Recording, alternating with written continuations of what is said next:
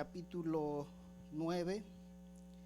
En la primera parte leímos desde el 9 hasta el versículo 13, pero hoy solo vamos a leer el versículo 1 y dice: cierto día David preguntó: ¿hay alguien de la familia de Saúl que aún siga con vida?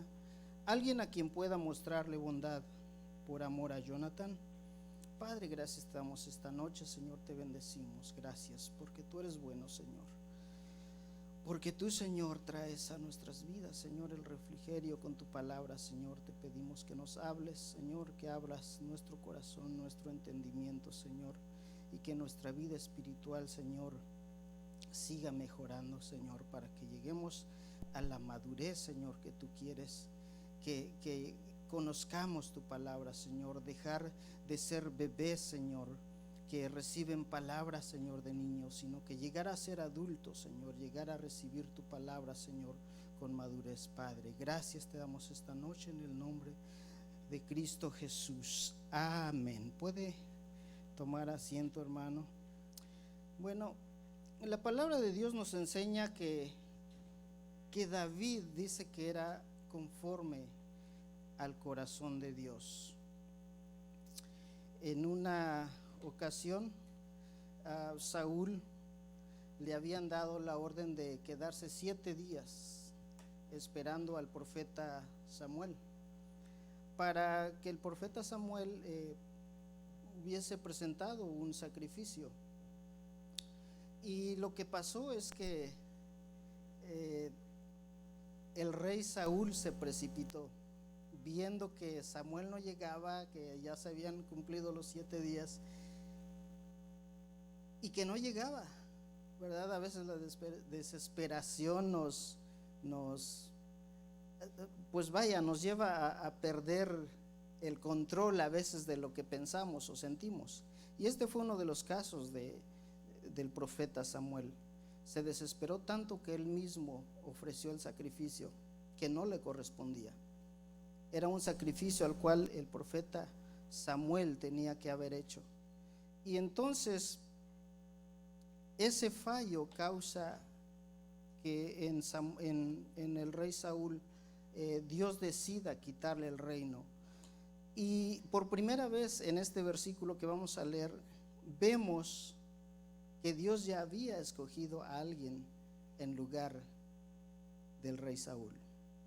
Y dice el versículo 14 de segunda de Samuel 13, dice: pero ahora tu reino tiene que terminar, porque el Señor ha buscado a un hombre conforme a su propio corazón. El Señor ya lo ha nombrado para ser líder de su pueblo, dice, porque tú no obedeciste el mandato del Señor. Ese hombre al cual era el corazón, dice que tenía el corazón conforme al corazón de Dios, era David. Y si nos damos cuenta, David, ni Saúl, ni Samuel se conocían. Lo que nos quiere decir aquí es que Dios mira nuestros corazones. Cuando estamos solos allá en la casa, cuando estamos caminando, cuando estamos trabajando, Dios mira nuestros pensamientos, mira lo que hacemos. Y en este caso él había visto a David, él le había puesto ahora sí que le había puesto el ojo a David. David, donde estaba con las ovejas, él sin duda que alababa a Dios, él sin duda que presentaba su petición, que era que Dios lo librara de los leones y de los osos, pero alababa a Dios en todo tiempo. Lo interesante de nosotros es que Dios también mira nuestros corazones, ¿verdad? Entonces, viendo que este hombre, David, era un hombre extraordinario, Dios ya lo había separado y él mismo había tenido un encuentro con Dios en el pasado, donde Dios le había perdonado sus pecados, donde David modelaba siempre, desde pequeño modelaba la bondad de Dios, modelaba la misericordia, modelaba todo lo que se relacionaba con el amor a los demás.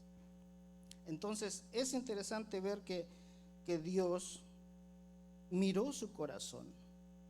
Y Él sin duda que él mismo, cuando nos mira a nosotros, como dije, Él mira lo que pensamos, Él mira lo que decimos, Él mira nuestras acciones. Entonces, lo que nosotros podemos hacer para con Dios siempre va a ser exponer nuestro corazón y darle nuestro corazón a Él. Porque siempre escuchamos que solo David era un hombre conforme al corazón de Dios. Pero ¿qué hay de nosotros?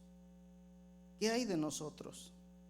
Y repasando entonces esta prédica de la última vez, enfocado en el capítulo 13 de Segunda de Samuel, vamos a encontrar la historia de Mefiboset. Mefiboset fue el hijo de Jonatán. Jonatán fue hijo de Saúl. Y estos dos personajes dejaron huella en la vida de David. David por su parte sentía siempre, valga la redundancia, él sentía siempre el llamado que Dios había puesto en su corazón. Ahora, Emanuel me pone nervioso. No se crea. Dije que está haciendo Emanuel acá. No, entonces, viendo que Dios está mirando nuestro corazón, nosotros tenemos que responder a ese llamado que Dios ha puesto en nosotros.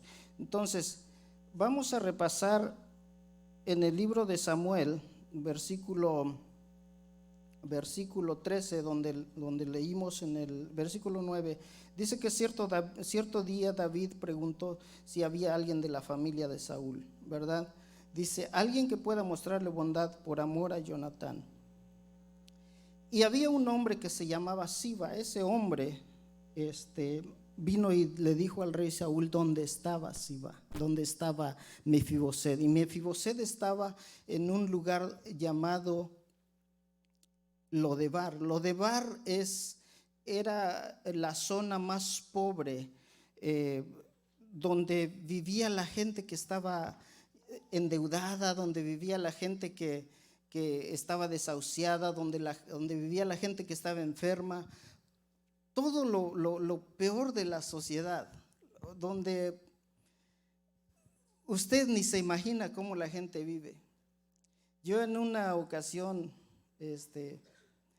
pasé en un lugar aquí cerquita, nos mandaron ahí a limpiar una zona boscosa dentro de los árboles y todo, y había una comunidad adentro. Dentro de ese espacio, de ese terreno, había una comunidad de personas desamparadas. Y cuando nosotros entramos a limpiar, yo me sorprendí la forma en cómo viven. Es increíble lo que usted mira en las calles a veces, donde están las personas que no tienen hogar. Bueno, allá adentro donde ellos están escondidos es realmente triste. Es una comunidad que vive sin el amparo de Dios, solos, tristes, enfermos.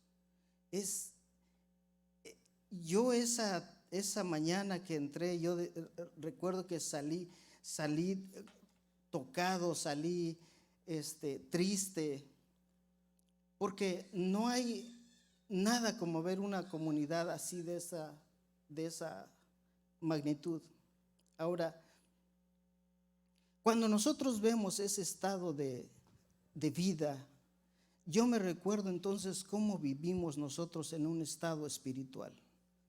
Cuando nuestro estado espiritual está hasta el piso, nosotros muchas veces llegamos a incurrir en la mentira, en la maldad, muchos salimos de la borrachera, muchos salimos de la mentira, del adulterio, de la fornicación. Es un estado espiritualmente hablando terrible. Pero lo hermoso de Dios aquí es que hay un rey que pregunta si hay alguien que necesite ayuda. Porque Cristo quiere ayudar. Porque Cristo quiere sacarnos de ese estado espiritual. Y es aquí donde entra Mefiboset. Mefiboset fue llamado para salir de Lodebar. Y nosotros hemos llamado por Jesucristo para salir del pecado.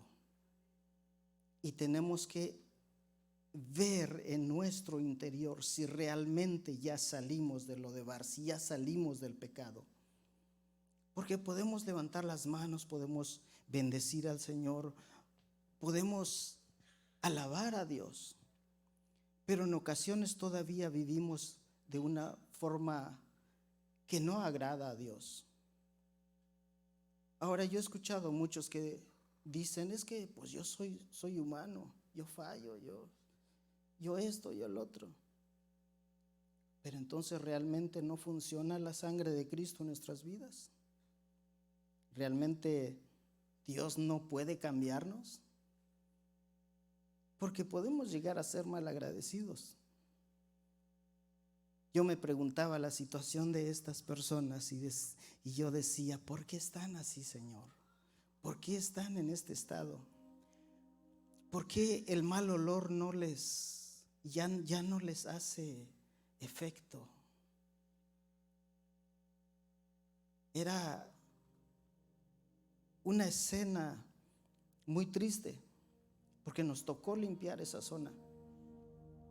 Era una zona donde el mal olor se siente, donde la vida de estas personas es triste, donde encuentras tú todo tipo de medicamentos tirados, pastillas, jeringas, algodón, curitas, todo tipo de cosas, y se mira que ellos sufren. Entonces ese estado espiritual, si lo cambiamos a nosotros, antes de venir a Jesús, todos estábamos de esta forma. Y hay un proceso para nosotros cambiar. Y hay un proceso para nosotros llegar a la altura de la plenitud de Cristo. ¿Quiere usted llegar a esa plenitud? ¿Quiere usted cambiar realmente? Vamos a decirle al Señor que nos muestre cómo cambiar, cómo llegar a esa altura, cómo llegar a esa plenitud de Cristo, cómo dejar nosotros de quejarnos por todo, porque nos quejamos por todo. Si Dios no nos sana porque Dios es malo, si Dios nos da más porque ahora no sabemos cómo venir a la iglesia porque tenemos que ir a gastar lo que ganamos, o sea, para todo nos quejamos. Pero Dios quiere que seamos hombres fieles, hombres fuertes, hombres que se animen a vivir un evangelio que cambia, un evangelio de poder, un evangelio donde podemos mostrar la fidelidad de Dios, donde podemos enseñar lo que Dios puede hacer a través de nosotros en los demás. Porque ese es el llamado principal, nosotros llevar el evangelio, llevar el evangelio a través de nuestros labios, con nuestros pies, a las personas que necesitan de Cristo, a las personas desahuciadas, a las personas que no tienen paz, no tienen amor, así como un día nosotros estuvimos, ¿verdad? Así que vamos a darle un repaso bien rápido. Y en la historia anterior hablamos acerca de Mefiboset, ¿verdad? En el capítulo 9 del 1 al 4 está la historia de Mefiboset. Cuando usted guste lo puede volver a leer o puede volver a ver el video. Pero entonces ahí nos muestra en el capítulo 4, si alguien quiere acompañarnos o si está en la pantalla, en 2 de Samuel 4:4 dice: Jonatán, hijo de Saúl, tuvo un hijo llamado Mefiboset, quien quedó lisiado de niño cuando Mefiboset tenía 5 años. Llegó la noticia desde Jezreel de que Saúl y Jonatán habían muerto en batalla. Al enterarse la niñera, tomó al niño, huyó, pero con el apuro se le cayó y quedó lisiado. Entonces aproximadamente habían pasado unos 20 años desde que sucedió esto. Desde que pasó de esto, este accidente, Mefiboset, el bebé, se cayó y quedó lisiado. Eso dice la palabra de Dios. Pero un día, cuando estaba el rey sentado, se puso a recordar, ¿verdad?, de que tenía dos personas que habían estado muy cerca de él, y uno de estos era el rey Saúl. El rey Saúl había tenido una relación muy difícil con David. Lo persiguió, lo quiso acabar con él, hizo tantas cosas, se olvidó de reinar, por cierto, por seguir a David. Y en contraste con Jonatán, ese fue el amigo que muchos quisiéramos tener, el amigo en quien confiar, el amigo a quien podemos llamar y contarle nuestras cosas, ¿verdad? Es difícil encontrar a alguien en quien confiar. Es difícil encontrar a alguien en que puedas contarle con esa paz de que no va a ir corriendo a decirle a nadie mañana lo que le contaste, ¿verdad? Es difícil. Es difícil, pero no es imposible. Dios nos ha llamado a llevar la carga de los demás. Tenemos que aprender a llevar la carga de los demás. Entonces,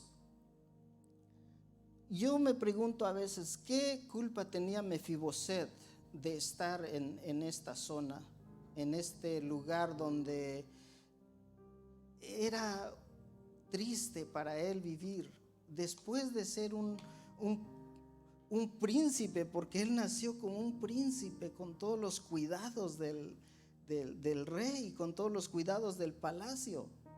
Él era un príncipe, pero él vivía en una zona triste de Galaad, en Lodebar. Y lo que encontré, y siempre me acuerdo de esta parte, es lo que dice en 1 Corintios 1:28. Dice que Dios escogió lo despreciado por el mundo. Estoy leyendo la Nueva Traducción Viviente. Dice: Dios escogió lo despreciado del mundo, lo que se considera como nada, y lo usó para convertir en nada lo que el mundo considera importante. Qué diferente, ¿no? Qué contraste, que Dios, cuando el mundo piensa que nosotros no valemos nada, cuando estábamos perdidos y todos nos juzgaban, todos se burlaban, hablaban mentira tal vez, y ahora en Cristo es diferente. Ahora en Cristo hablan más feo de nosotros. Pero Dios quiere deshacer lo que era para sacar lo que es ahora, para que nosotros seamos luz donde quiera que estemos. ¿Sabía? Nosotros, después de vivir en oscuridad, después de estar muertos en delitos y pecados, ahora Dios nos ha sacado para hacer luz donde quiera que estemos. Ese es el llamado que tenemos todos. Era la situación que Mefiboset estaba pasando en ese entonces. Dios lo manda a llamar, lo saca y lo trae al palacio del rey. Y entonces hay otra, para entender un poquito más esta cita de 1 Corintios, está otro ejemplo es en Juan 9:1, 1, 2 y 3. Dice: mientras caminaba Jesús, vio a un hombre que era ciego de nacimiento. Rabí, ¿por qué nació ciego este hombre?, le preguntaron sus discípulos. ¿Fue por sus pecados, por sus propios pecados, o por los de sus padres? No, dice el versículo 3, no fue por sus pecados ni tampoco por los de sus padres, contestó Jesús. Nació ciego para que todos vieran el poder de Dios en él. Qué interesante, ¿verdad? Que después de que nosotros éramos lo vil y menospreciado del mundo, dice la versión Reina Valera. Ahora somos luz. Ahora Dios quiere que usted sea luz donde quiera que usted se vaya, donde quiera que usted se pare, donde quiera que usted hable. Platicando con una persona cristiana, entre comillas, hace poco, solo me daba testimonio de las cosas malas que él había hecho, pero hablaba de una forma como si fuera un chiste todo lo que había hecho. Entonces, viéndolo de esa forma, digo, Señor, ¿cómo la gente no ha entendido tu palabra? ¿Cómo en lugar de dar testimonio de dónde los has tú sacado, sigue viviendo una vida en obscuridad? Por eso tenemos que enfocarnos en estudiar, tenemos que enfocarnos en tener una relación con Dios. Yo muchas veces me sentaba con mi esposa y platicábamos acerca de la relación con Dios. ¿Qué era la relación con Dios? Yo pensaba que la relación con Dios solo era hablar con Dios. Y no es así. La relación con Dios conlleva 3 cosas. Y 3 cosas muy importantes. Y eso lo he estado aprendiendo. Una de ellas es la oración. La oración es parte principal de la relación con Dios. Otra parte es la adoración con Dios. Por eso cuando estamos aquí en este lugar y el único tiempo que tenemos para adorar con Dios junto con los hermanos es ese tiempo, el tiempo que adoramos juntos con los instrumentos, con las guitarras, el piano, la batería. No se pierda ese tiempo maravilloso con Dios. Es parte de la relación con Dios. Son la oración y la adoración. Pero hay otra parte también importante. Es la palabra, leer la palabra de Dios. Y cuando nosotros cumplimos estas 3 cosas o hacemos estas 3 cosas, cumplimos con una relación con Dios. Esa es la relación más importante con Dios. Entonces, volviendo a Mefiboset, vamos a dar una pasadita bien rápido. Dice que en el versículo 5, él es enaltecido, lo bañan, lo rasuran, se cambia. Y todo esto lo podemos ver en el mensaje anterior. En el versículo 6, David no mira a Mefiboset. Así como Cristo tampoco ya no mira nuestros pecados. Dios ya no mira nuestros pecados. Dios mira a Jesucristo en nosotros. Así que cada vez que el diablo quiera acusarlo, si usted sabe que tiene una relación con Dios, porque el diablo siempre va a buscar la forma de querer distraerlo. Si usted tiene una verdadera relación con Dios, no se preocupe, porque Dios lo mira a usted a través de Jesucristo. Amén. Junto con nuestra adoración, nuestra alabanza, y podemos rendirnos a Él siempre. Y en el versículo 10 vimos que el azote que había padecido Mefiboset de hambre allí en Lodebar, ahora Dios lo había arrancado, porque empezó él a vivir en el palacio y comía con el rey. Y vivía en el palacio, pero comía con el rey. Yo imagino que no solo comía, sino que desayunaba, comía, cenaba, porque él vivía ya como un hijo de rey. Vivía como hijo de rey, comía como hijo de rey, pero también era próspero como un hijo del rey, porque le habían devuelto todo. Todas sus pertenencias se los había devuelto. Entonces, como nada es para siempre, excepto la palabra de Dios, que esa nunca pasa, esa sí permanece para siempre. empezaron a llegar los problemas en el reino. Llegaron los problemas en el reino, y uno de esos problemas fue la sublevación que tuvo Absalón en contra del rey David, donde quiso despojarlo del reino. Entonces David tuvo que huir, tuvo que irse de Jerusalén por una razón. No quiso tener un encuentro con su hijo Absalón. Por no pelear con su hijo Absalón, él prefirió irse, prefirió huir. Pero antes de irse, él le preguntó a todos los que estaban cerca de él. Esto incluía soldados, incluía los siervos, todos los que estaban cerca de él. Y le preguntó si ellos querían irse con él. Si estaban con él, se tenían que ir con él. Y la gran mayoría de los que estaban en el palacio, creo que excepto 10 se quedaron a cuidar el palacio, pero el resto se fue con ellos. Se fue con ellos. Y entonces, en el tiempo que él estuvo fuera, no dice aquí en una historia que leí aquí, no dice que Mefiboset se haya ido con él. No nos dice nada, pero sucede que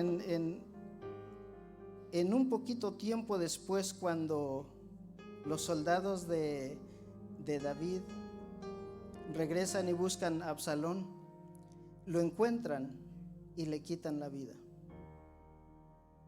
Y ahí hay un tema interesante, porque David sufre esta pérdida. David entró en un tiempo de dolor, en un tiempo de angustia. Y un día vamos a hablar de cómo sufren los padres cuando pierden a los hijos, o cuando los hijos desobedecen a los padres, ¿verdad? Es un tema muy interesante. Pero al final, cuando Absalón muere, regresan al reino de Judá, todos regresan. Y dice que en el camino todos iban saludando al rey. Todos iban saludando al rey, todos le daban la bienvenida porque regresaba, porque al fin iba a regresar al reino. Pero también muchos que encontraba en el paso estaban en su contra y lo maldecían, y maldecían al rey. Pero el rey nunca se atrevió a juzgarlos, nunca, porque él sabía que la venganza era de parte de Dios. Él no podía levantar la mano en contra de nadie. Y entonces, cuando él regresa, aquí vemos en 2 de Samuel 16:1, dice que cuando David pasó un poco más de la cumbre del monte de los olivos, he aquí Siba, el criado de Mefiboset, que salía a recibirle con un par de asnos enalbardados. Me imagino que esto era que venían bien cargaditos, ¿verdad? Y sobre ellos 200 panes, 100 racimos de pasas, 100 panes de higos secos y un cuerno de vino. Hasta aquí todo parecía bien. Una buena bienvenida con comida, con vino. Me imagino que el rey venía cansado. Es algo hermoso, ¿verdad? Que te reciban con comida en la casa. Pero ¿sabe qué estaba pasando aquí? Siba estaba tendiendo una trampa al rey. Porque desde que David se fue, Siba ya tenía un plan para despojar a Mefiboset de toda su riqueza, de todo lo que se le había devuelto. Y aparentemente aquí estaba haciendo una buena acción. Por eso nosotros debemos de tener cuidado con aquellos que hacen buenas acciones, entre comillas.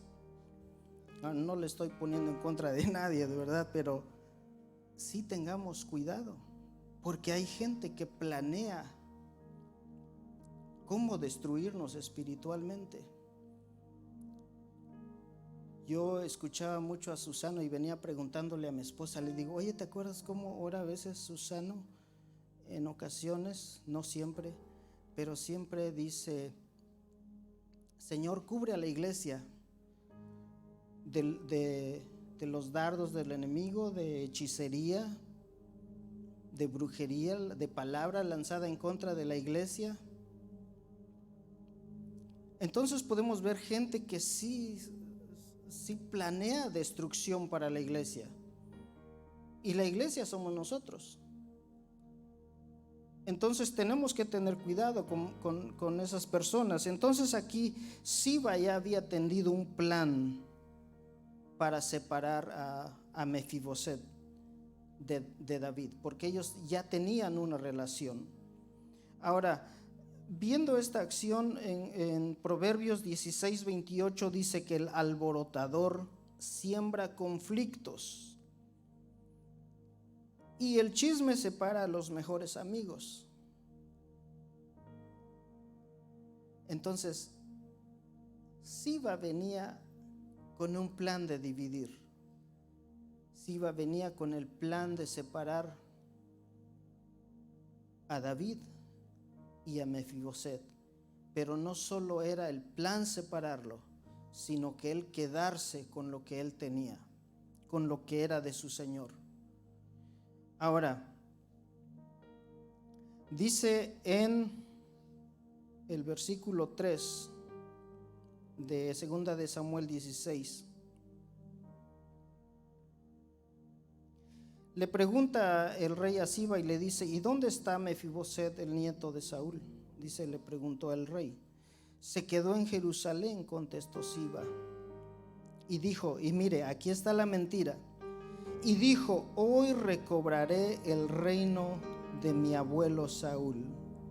En este caso, le dijo el rey a Siba, te doy todo lo que le pertenece a Mefiboset. Y mire la forma que contesta Mefiboset. Siba le dice, me inclino a usted, respondió Siba. Yo sé que, dice que yo siempre pueda complacerlo, mi señor el rey. Mire qué palabras tan persuasivas, qué palabras tan bonitas para convencer a una persona. La mentira nunca va a venir de una forma mala, de una forma que tú te sientas rechazado. No, la mentira va a venir de una forma que te endulza los oídos, de una forma que tú te sientas a escuchar, de una forma que te digas, a ver, cuéntame. Tenemos que tener cuidado como hijos de Dios, tenemos que aprender a escuchar, sí, a escuchar del problema de los hermanos para orar por ellos, pero no para criticarlos. Debemos de aprender a escuchar, pero no a guardarlos, sino a entregárselos a Dios, para que tú no lleves cargas ajenas y que después te pesen a ti y después tengas problemas, porque aún los problemas de los demás pueden ser un problema para ti o para tu familia. Entonces, cuando nos cuentan algo, cuando recibimos algo, nos cuentan, valga la redundancia, es para que nosotros vayamos o con el pastor a decirle lo que nos contaron, si amerita una administración, o para nosotros venir a Dios y decirle a Dios que lo que escuchamos no se quede en nuestro corazón, porque eso nos puede hacer daño. Amén. Entonces, seguimos y entonces David aquí pues despoja a Mefiboset. Mefiboset otra vez se vuelve a quedar sin nada, pero él no lo sabía. Ahora, ¿será que David era malo o actuó de una forma mala o solo pesó la balanza hacia un lado? No.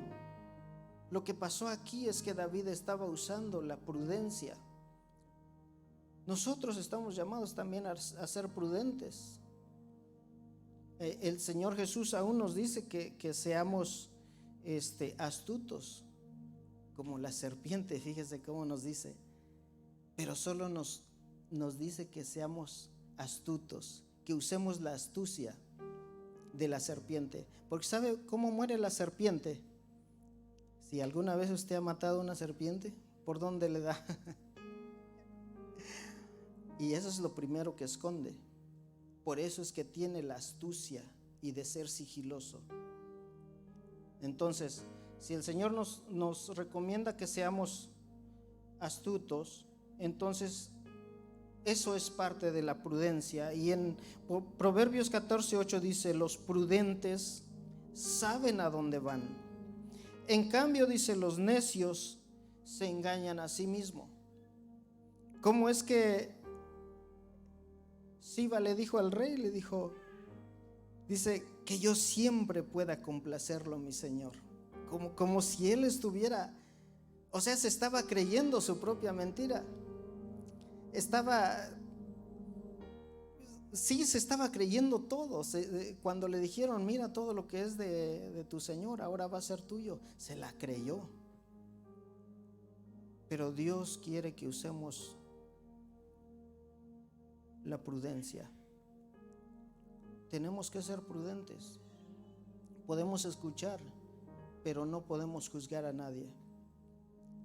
Podemos escuchar de alguien, pero mejor decir, no, mira, ¿sabes qué? Mejor hasta que esté la otra persona, y entonces sí podamos platicar de eso, para no caer nosotros en el error de juzgar a nadie, menos cuando nos van a hablar de la vida personal de alguien, ¿verdad?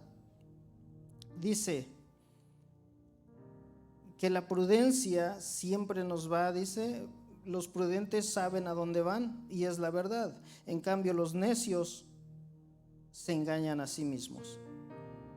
Ahora, finalmente David llega ya a Jerusalén. Él llega después de cabalgar mucho, después de que Siba lo recibió. Mucha gente lo recibió de la misma manera. Pero volviendo a Siba, él tenía ese plan para destruir a Mefiboset, porque él sabía que plantando una mentira como esta, que era enorme, David podía acabar con él. Pero David no lo hizo de esa forma. Entonces ahora vemos en 2 de Samuel 19:24, ya cuando llega a Jerusalén, dice: ahora bien, Mefiboset, el nieto de Saúl, descendió de Jerusalén para encontrarse con el rey. No había cuidado sus pies, cortado su barba, ni lavado su ropa, desde el día en que el rey dejó Jerusalén. ¿Qué nos enseña esto? Yo me imagino que desde que el rey se fue, Mefiboset se quedó desamparado, en otras palabras. Pero Mefiboset amaba a David. Él lo había empezado a amar, porque él había sido la persona que lo había rescatado del hambre, de la miseria. Y él vivía extrañando a su rey desde que él se fue. Para mí, creo yo, que Mefiboset estaba orando por el regreso de David. Estaba ayunando por el regreso de David. Estaba viviendo una etapa espiritual fuerte, Mefiboset. Pero era que tenía la fe en Dios, de que él quería volver a ver a su rey. Por eso es que había descuidado su aspecto físico. La importancia de nosotros vivir en el ayuno, en la oración. Dice el versículo 25: ¿por qué no viniste conmigo, Mefiboset?, le preguntó el rey. Mefiboset contestó: mi señor el rey, mi siervo Siba me engañó. Le dije en sí a mi burro para que podamos ir con el rey, pues como usted sabe, soy lisiado. Aquí por primera vez Mefiboset habla de sus pies. Por primera vez habla de sus pies. ¿Por qué? Porque el Señor quiere que recuerdes de dónde te sacó. No quiere que vivas recordando tu pasado y hablando de Él como si nada, pero sí que te acuerdes de dónde te sacó. Que nos acordemos que nos sacó de la muerte, del pecado, de todas las cosas malas que hacíamos o pensábamos. Y nos enseña a vivir una vida santa, una vida llena de esperanza. Entonces aquí vemos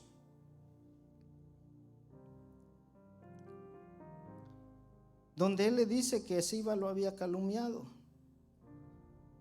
Dice en el 27, Siba me calumnió cuando dijo que me negué a venir, pero sé que mi señor el rey se me fue. Dice, Siba me calumnió cuando dijo que me negué a venir, pero sé que mi señor el rey es como un ángel de Dios, así que haga como mejor le parezca. Dice, todos mis parientes y yo solo queríamos esperar la muerte de su parte, mi señor, pero en cambio me honró al permitirme comer en su propia mesa. ¿Qué más puedo pedir? ¿Qué más podemos pedirle al Señor? ¿Qué más puedes pedirle a Dios? ¿Qué más podemos esperar de Dios si ya nos dio todo su amor? Si ya nos compartió a su Hijo Jesucristo, que nos lavó con su sangre preciosa, si ya lo dio todo, ¿qué más le podemos decir al Señor? ¿O qué más le podrías pedir tú? ¿Le podrías pedir casa, carro, dinero, posesiones? ¿Qué más podrías pedirle?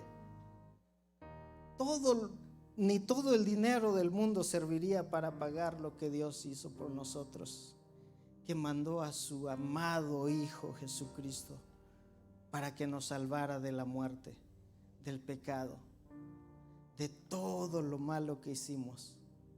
Así que nosotros no podemos vivir una vida donde recordemos nuestro pasado. No olvidarnos de dónde Dios nos sacó, sí, pero ya no dar un testimonio de lo que hicimos como si fuera un chiste. Es recordar siempre de dónde Él nos sacó para tener una vida recta, una vida santa, y no volver atrás y no decir o no pensar que yo quiera volver a ser el mismo. Si algunos han escuchado cómo Dios me salvó de la muerte, creo que una vez lo conté, cuando yo traté de quitarme la vida, porque pensaba que nada valía la pena. Un problema me llevó a otro, y el siguiente problema me llevó a otro problema. La cosa es que cada vez que yo quería hacer algo para solucionar el problema, me metía en algo peor. Y eso me llevó a querer suicidarme. Y yo le decía al Señor, mucho tiempo después, yo le decía, Señor, gracias por haberme salvado. Porque tu plan no era que yo acabara con mi vida. Porque era un regalo tan hermoso que Dios me había dado, pero que yo no valoraba. Yo me acuerdo que antes de caer en coma, porque me perdí por muchas horas, caí como a las 11 de la noche y me desperté al siguiente día como a las 4 de la tarde tal vez. Antes de caer llegó un joven que yo conocía. Este joven era una persona que era muy tomadora, le gustaba servirse hasta caer. Y entonces cuando yo lo miré ahí, me dice, David, ¿qué estás haciendo ahí? Y no, ya sabe cómo hablaba uno, bien florido, ¿verdad? Bien mexicano. Ya le dije, no, pues ya hasta aquí llegué, mi amigo. Dijo, bueno, eso es lo que tú piensas, pero Dios no piensa así. Híjoles, es como cuando te ponen toques eléctricos y dices, bueno, ¿y este cuate quién se cree? ¿Por qué me habla de esta forma? Si mira cómo yo lo miré, peleado con su esposa, borracho, tirado ahí, ahora ¿por qué me habla de Cristo a mí? ¿Qué se piensa este cuate? Y yo me empecé a burlar de él. Yo le dije, no hombre, tú estás loco, tú estás peor que yo, y empecé a juzgarlo y decirle cosas. Pero me dijo, mejor ya cállate y voy a orar por ti. ¿Y sabe qué pasa? Es como cuando rompen el globo que está lleno de agua y el Señor te quebranta. Y yo lo único que hice fue llorar, llorar, llorar y llorar.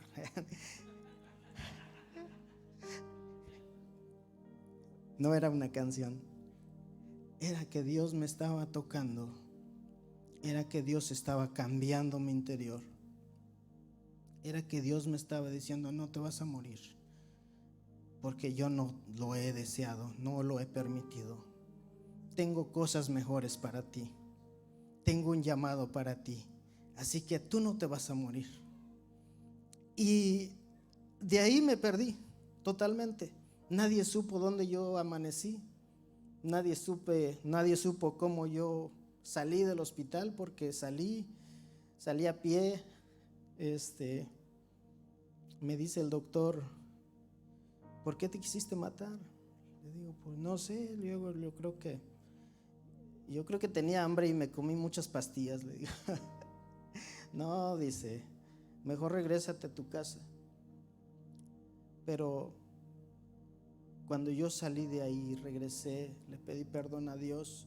Yo me acuerdo que me metí a una bañera chiquita, vivíamos en un apartamento pequeñito. Abrí la regadera y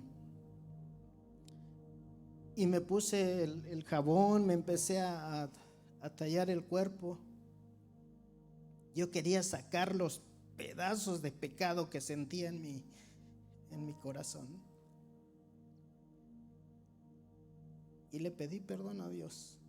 Y por mucho tiempo, pasó muchos años, estaba hablando alrededor de 10 años, que a pesar de que el Señor me salvó, yo no fui agradecido. Yo volví a hacer las cosas que hacía, tal vez no en el mismo grado, pero mi pecado más grande fue ser un desagradecido, un malagradecido. Y volví a vivir una vida llena de pecado, pero también llena de problemas. Y yo no encontraba la forma de decidirme y decir, Señor, yo quiero buscarte. Hasta que un día conocimos al pastor en un funeral. Fíjese cómo Dios usa las cosas. Conocí al pastor en un funeral y yo estaba sentado en una orilla, porque dije, ¿yo qué voy a hacer escuchando predicadores? Yo no quería saber nada. Y todo lo que decía el pastor a mí me tocó. Y yo sé que no era el pastor, yo sé que era Dios hablándome directamente. Poco tiempo después nos dimos cuenta que mi esposa estaba embarazada. Y ella empezó a chantajearme. Me decía, vamos a ir a la iglesia del Señor que vimos en el funeral. Lo vamos a ir a buscar y vamos a ir a esa iglesia, porque si no me llevas, mi hijo va a nacer y se va a ir al infierno, y yo también, y yo no me quiero ir. Me decía, no hombre, no me chantajees así. En ese entonces teníamos un negocio, nos iba muy bien. Y yo le decía, si vamos, vas a perder toda esa entrada de dinero. Es más, nos van a pedir el diezmo. Dice, y no me importa. Así me hablaba, más feo que ahora. Dice, no me importa, yo no me quiero ir al infierno, yo quiero ir a la iglesia de ese señor. Y llegamos un día del amigo. Yo ni siquiera sabía que era día del amigo. Y nos reconciliamos con Dios. Y empezamos a conocer a Dios. Ese Dios que por años mis padres rogaron que nosotros nos acercáramos. Yo no lo conocía. Hasta que buscamos una relación con Dios a través de la oración, la adoración y leer la palabra de Dios. Y quería llegar a este punto porque dice en el versículo 30, 29 y 30, le dice David a Mefiboset, ya dijiste suficiente. Respondió David, he decidido que tú y Siba se dividan su tierra en partes iguales. Y la respuesta de Mefiboset dice, dásela todo a él.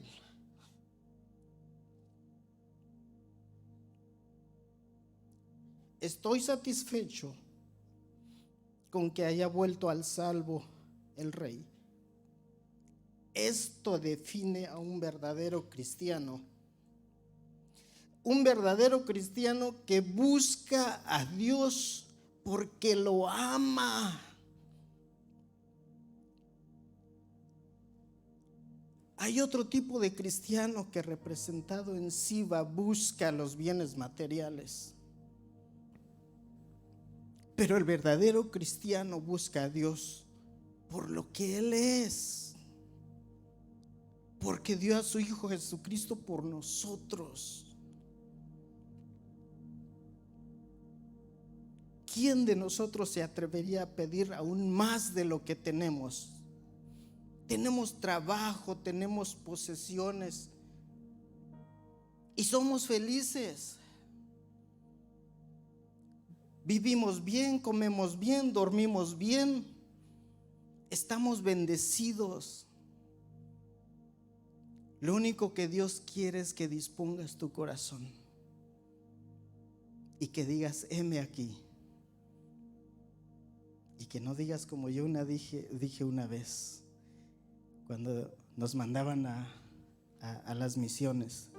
Y yo decía, ¿y por qué a mí? ¿Y por qué voy a ir yo otra vez? Y parece que alguien me dijo así, pues no, que heme aquí. Le dije, Señor, perdóname. Voy a ir, Señor. Yo te quiero servir. Yo te quiero servir. Entonces esta noche yo te invito a que decidas buscar al Señor por lo que Él es. ¿Por qué no te pones de pie? Y vamos a darle gracias a Dios por lo que Él es, simple y sencillamente por lo que es Él. No lo busques porque recibes lo material. Lo material es bueno, lo material Dios lo da para que podamos subsistir, seguir adelante en esta vida, porque tenemos que seguir adelante.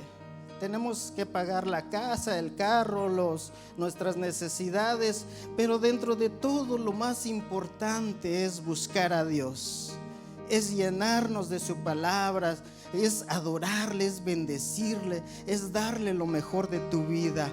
¿Cuántos quieren darle eso para el resto de tu vida? Porque Dios te necesita para llevar su palabra, te necesita para que hables, te necesita para que bendigas a otros con tu dinero, con tu tiempo, para que seas tutor, mentor, para que vivas una vida santa. Eso es lo que Dios ha llamado, Señor. Gracias por esta noche, Señor. Gracias por tu palabra.